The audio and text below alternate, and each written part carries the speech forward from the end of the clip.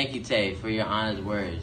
And as you were saying, equality plays a huge role in bicameral legislature, unlike unicameral legislature. The compromise emerged from the struggle of large and small states over the appointment of seats in Congress. The farmers easily agreed on the principles of bicameralism. A two-house legislature would disagree strongly over how each chamber would be constructed. In 1787, there really seemed to be no other choice. The weak union created by the Articles of Confederation had not worked, yet people remained afraid to give all their power to a central government. Therefore, they came up with the idea for federalism. Federalism gives the U.S. a flexible system of government under which the national government has the power to act for the country as a whole, and the states have power over many local matters. James Madison, paraphrasing Edmund Randolph, explained in his notes that the Senate's role is, first, to protect the people against their rulers, and secondly, to protect the people against the transient impressions into which they themselves might be led. Therefore, by having unicameral legislators, it's like giving them too much power to do what they want. So you tell me how you can protect the people from a ruler that overpowers your authority. I know how bicameral legislature.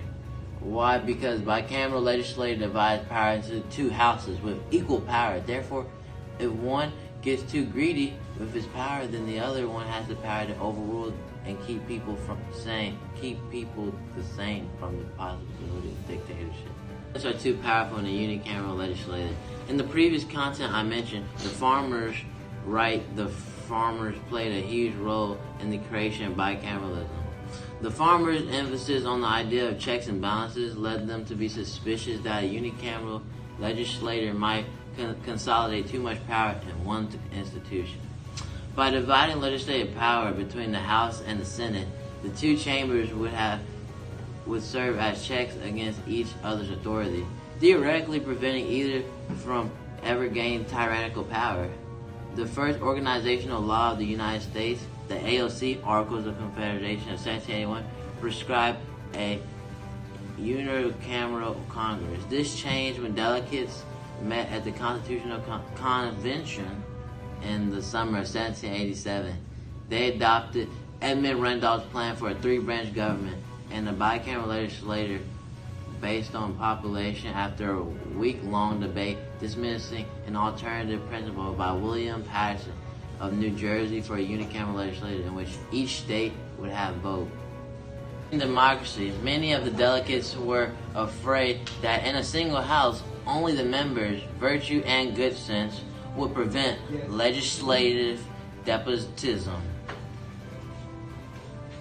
Ideas about an upper house where men of property and great wisdom would take care of issues that were beyond the grasp of the masses merged with the need to find a compromise that would provide the smaller states with a satisfactory input in the legislative process. Accordingly, the convention compromised to propose the House of Representatives, in which members were apportioned among the states according to the population, and the Senate, in which each state had an equal vote.